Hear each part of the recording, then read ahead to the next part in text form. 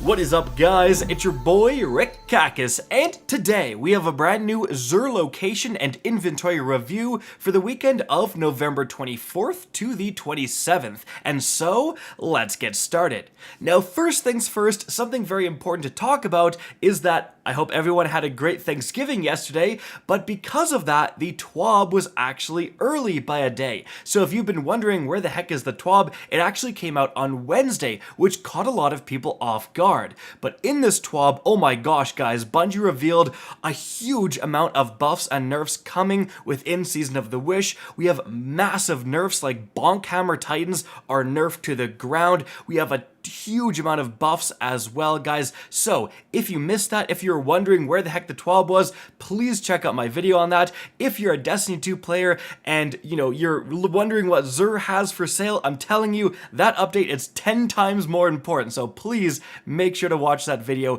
if you're here for Xur.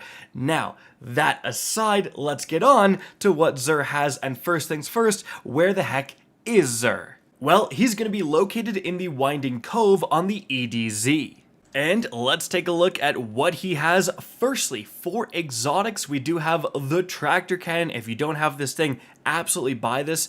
This is going to weaken enemies, and one of the best ways for applying a huge amount of extra damage to certain enemies. A great exotic weapon. The Gemini Jester is here, 66, not really too spiky. It's kind of alright. Now the Peregrine Greaves here, really disappointing roll actually, not spiky at all, a little bit of strength, but these are getting a massive buff just next season, so if you don't have these, definitely worth picking them up. They're actually going to regen your melee energy if you kill like a champion or a mini-boss or so on.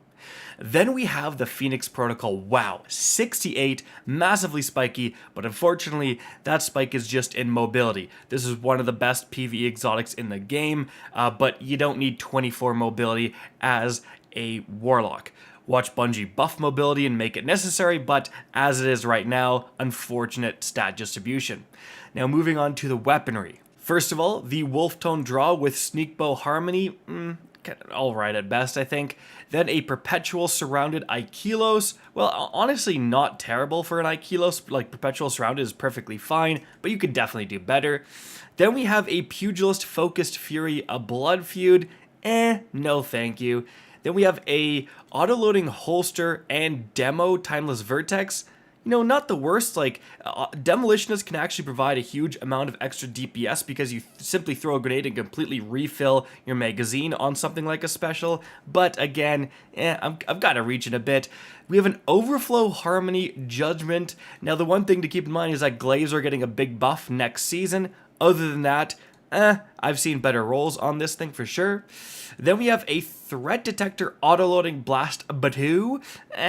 Not really super impressed by that either. Now we do actually have an old school Crown Splitter, I believe, with Relentless. I think the new one can't get Relentless anymore, but, and it's a big deal. Like, the Crown Splitter with Relentless can output a significant amount of damage. I did a video testing different swords against Crota, and this was one of the swords that could take him down in one phase. So this is nothing to scoff at. Now counterattack, you can do better than counterattack, but if you can get that block, you can do a lot of damage. So this isn't a terrible roll, certainly, but you can certainly do better as well. Now checking the weapon on the back, we have a Hawkmoon with Killing Wind. Killing Wind is kind of alright, and Corkscrew Rifling, it's kind of alright as well. Now, moving on from there, for the armor set, we actually have the Catch Killer set. Let's check light.gg for that rarity, guys. So, this set was introduced fairly recently at Season 18, and it's pretty common with 44% of Guardians having access to this very helmet. Now, taking a look at the actual stat rolls here, oh no. Are we ending with a glitch, man? Are we ending with a glitched armor day? There's no way, Bungie. Usually the armor is always 60 or above. There's a few select armor sets that just have low stats for no reason, and you know it's a glitch because it affects every single piece of armor, right? It's not like just these arms will be low. Every single one will be unusually low. So, I mean, 53 is not worth it. Let's see. 52 is pretty bad. 52, 56.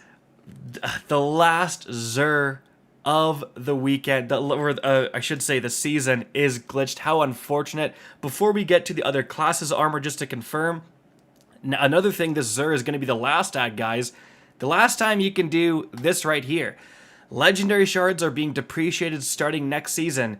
This is literally the last possible weekend that you're going to be able to spend your legendary shards to acquire Zur items. I believe his pricing will change starting next season, and in final shape, legendary shards are going to be completely removed from your inventory, right? So make sure to spend every single legendary shard you have before, you know, they're worthless. Now, moving on from there, let's check the Warlock. Alright, for the Warlock, 50 is trash, 56, I mean, good spikes actually, but still 56 is garbage, 55 garbage, 53 terrible. Let's check the Hunter. Oh, but just before we do have a different sword because it's the class-specific swords. For the Eternity's Edge here, Thresh plus Flash Counter. Pretty niche, not really something I'm super interested in, so, I mean, actually, Flash Counter is a bit underrated, providing a weaken and stuff like that. It's kind of alright at best, but though, let's check the Hunter. Alright, for the Hunter, yeah, 50 terrible, 53 awful, 51 awful, 49 bruh.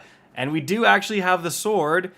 Now, actually, Thresh and One For All is actually not that bad. Generally, you want some speed enhancing things on the Quick Fang, but like Thresh in the left column, One For All I think is the biggest damage increase you can get on the Quick Fang, at least the original rule. And so like you can, if you just want to slay out at enemies, this is actually a pretty good way to do it. So not a bad Quick Fang roll here, to be honest.